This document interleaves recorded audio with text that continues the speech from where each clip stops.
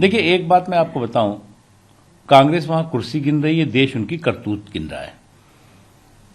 और जिस तरह से एक जानबूझकर की गई आपराधिक साजिश पर अहंकारी कुतर्क दिए जा रहे हैं, आपराधिक करतूत पर अहंकारी कुतर्क देने की कोशिश हो रही है, उससे ये अपने गुनाह से ये बच नहीं सकते। आप एक देश के केवल प्रधानमंत्री ही नहीं बल्कि विश्व में एक ऐसे लीडर के खिलाफ साजिश और षड्यंत्र की गंध आ रही है जो कि दुनिया में आतंकवाद के खिलाफ की लड़ाई में अग्रणी भूमिका निभाते रहे हैं, जिनके नेतृत्व में सर्जिकल स्ट्राइक होती है, जिनके नेतृत्व में हिंदुस्तान में से आतंकवादियों का सफाया किया जा रहा है। और वही नहीं, पूरी दुनिया जिन्हें विश्व में शांति का नायक के रूप में देखती है, आप उनके खिलाफ एक साजिश की षड्यंत्र को जो है वो आप लिपापोती करने की कोशिश कर रहे हैं।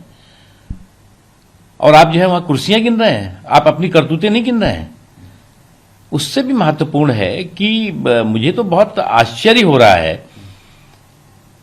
कि इस तरह की क्रिमिनल कॉन्स्पिरेसी और जानबूझ की गई क्रिमिनल कॉन्स्पिरेसी पर कांग्रेस को जरा सी भी शर्मिंदगी नहीं है। तो इससे तो साफ होता है कि इस क्रिमिनल कॉन्स्पिरेसी का मास्टरमाइंड कौन है।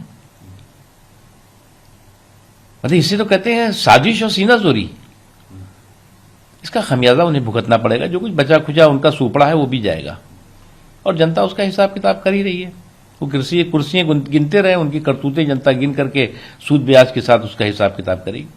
पंजाब सरकार ने कहा, देखिए, मैंने कहा ना कि ये जिस तरह के बयान कांग्रेस पार्टी के नेताओं से, कांग्रेस के मुख्यमंत्रियों के जरिए, कुछ मुख्यमंत्रियों के जरिए आ रहे हैं, उससे एक बात तो बहुत साफ हो गई कि इस तरह की क्रिमिनल जो साजिश है, करतूत है, क्रिमिनल करतूत पर जिस तरह का जो है लीपापोती करने की कोशिश हो रही है और क्रिमिनल करतूत पर जिस तरह का बेहुदा कुतर्क देने की कोशिश हो रही है, उससे तो दाल में काला साफ दिखाई पड़ रहा है।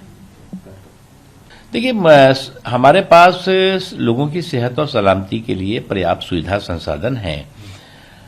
साथ ही साथ हमें ये नहीं भूलना चाहिए कि हमारी समाज की सुरक्षा जो है, सेहत और सलामती की सुरक्षा संयम और सावधानी और सरकार की सुविधा और संसाधनों पर निर्भर है। सरकार ने भरपूर इस 1.5 सालों में प्रधानमंत्री नरेंद्र मोदी जी के नेतृत्व में जिस वक्त हमारे सामने ये संकट आया था, हमारे पास कुछ नहीं था। हमारे पास जो है वो कोविड हॉस्पिटल्स नहीं थे, हमारे पास वैक्सीन्स नहीं थी, हमारे पास मेडिकल ऑक्सीजन की कमी थी, हमारे पास जो है वेंटिलेटर्स जो है वो बहुत सीमित हुआ करते थे। आज सब कुछ है।